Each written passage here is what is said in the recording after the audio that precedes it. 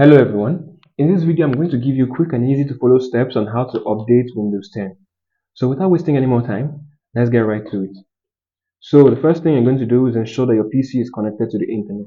Afterwards, press the Windows key and I. This takes you to the settings page. Now over here, click Update and Security. Down here, you see a button that says View all optional updates. So just click it. Now tick this checkbox under Windows Updates. If you click this arrow on driver updates, you can see some driver updates. If you want to install them, you can tick these checkboxes as well. But I'm just installing the Windows updates, so I'm going to close this. Once you're okay with your selection, click download and install, and then the updates will begin.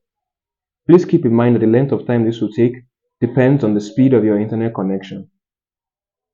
Once the download is complete and you restart your system, the installation will then begin. I hope you found this video helpful. If you did, make sure to like, share, subscribe, and leave a comment down below. Thanks for watching, and I'll see you in the next video.